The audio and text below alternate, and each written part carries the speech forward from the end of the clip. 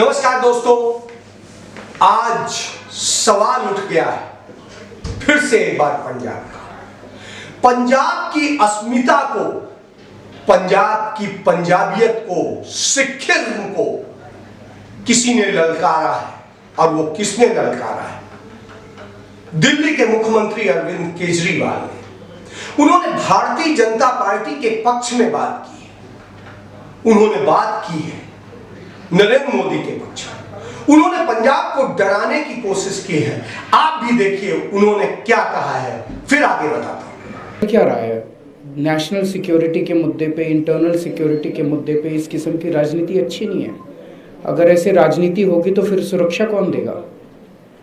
जिस तरह से पिछले कुछ महीनों के अंदर पंजाब के अंदर कई सारी घटनाएं घटी हैं, जगह जगह टिफिन बॉम्ब मिल रहे हैं, जगह जगह बॉर्डर से ड्रोन्स आते हैं, लुधियाना में बॉम्ब ब्लास्ट हो गया, बेअदबी की घटनाएं हो गई।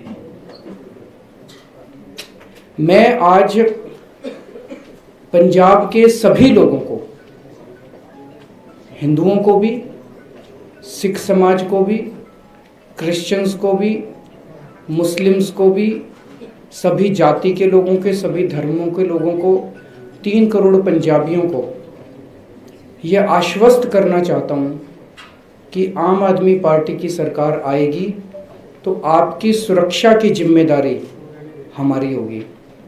एक एक व्यक्ति की, एक एक व्यापारी की सुरक्षा की जिम्मेदारी हमारी होगी। दिल्ली में हम सरकार चला रहे हैं 7 साल से।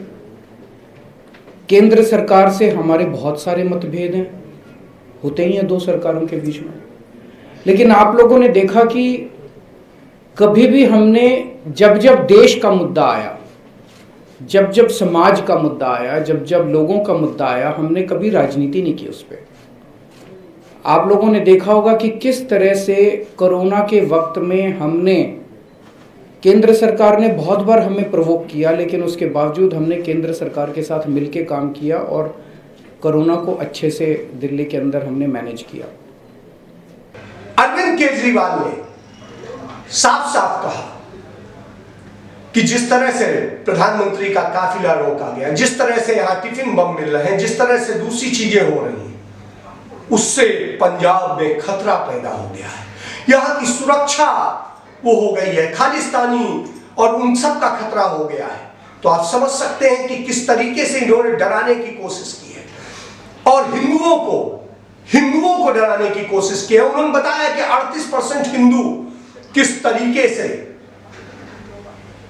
यहां खतरे में है और यह डर दिखाकर वो सत्ता हासिल करना चाहते हैं। यदि आप देखिएगा तो कुमार विश्वास ने यही बात कही थी। देखिए, आपको समझना चाहिए कि वो स्टेट नहीं है, वो एक इमोशन है। मैं सदा कहता हूं पंजाब कोई राज्य नहीं है, पंजाब एक भावना है, पंजाबियत एक भावना है पूरी दुनिया में।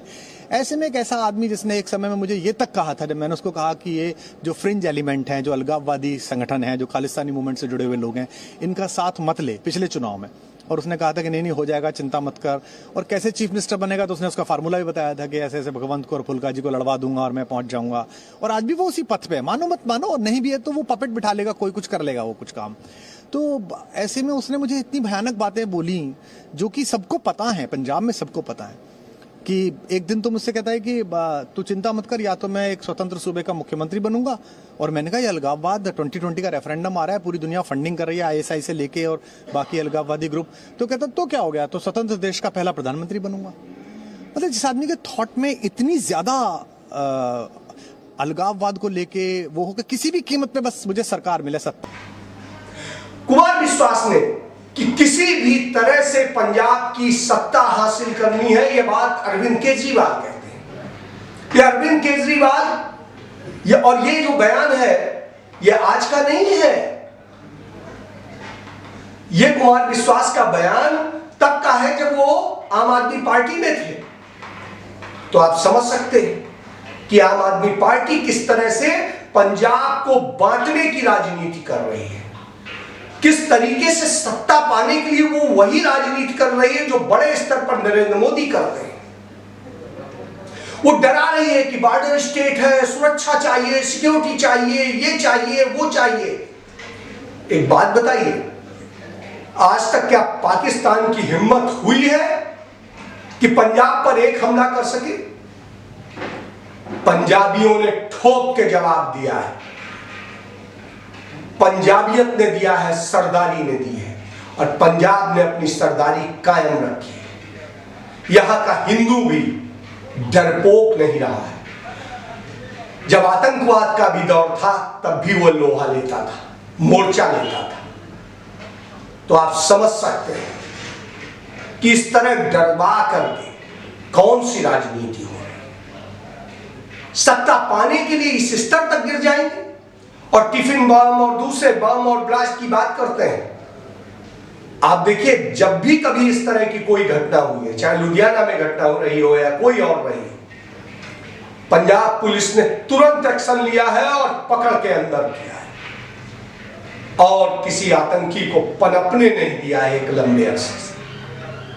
तो आप समझ सकते हैं कि पंजाब में कोई खतरा नहीं है।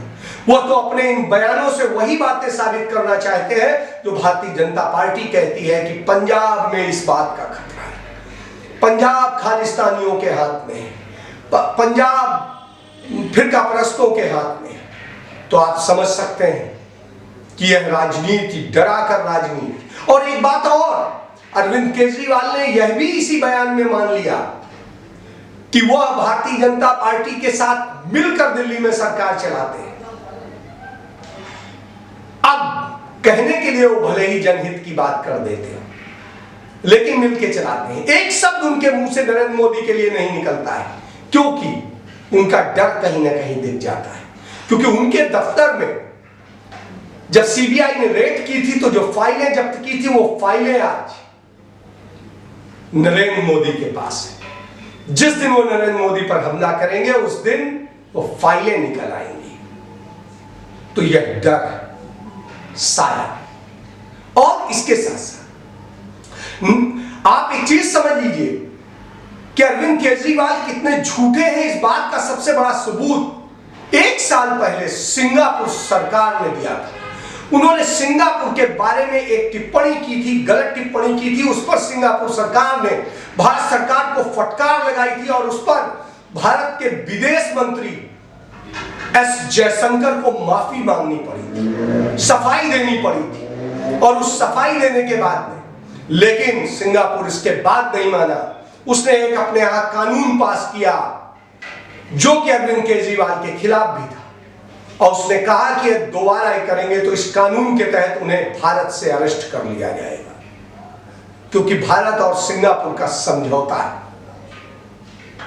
आप ये समझ सकते हैं कि इस तरह से झूठ बोलने की राजनीति करते हैं। मजीठिया से माफी, झूठ बोलने की माफी किसने मांगी? अरविंद केजरीवाल ने। अरुण जेटली से माफी किसने मांगी झूठ बोलने की? केजरीवाल ने। लोकपाल से लेकर के दूसरे आंदोलन खड़े करने वाले केजरीवाल ने अपने यहां क्या लोकपाल और दूसरी चीजें लागू करी? लोकायुक्त लागू करा? नहीं किया। तो आप समझ सकते हैं करप्ट पॉलिटिक्स, झूठ की पॉलिटिक्स, मक्कारी की बातें और डरा करके वोट हासिल करने की राजनीति, मिमियाते हुए बात करके सर नरेंद्र मोदी के आगे सर करते हुए की राजनीति करने वाले अरविंद केजरीवाल क्या पंजाब की इज्जत को बचा पाएंगे?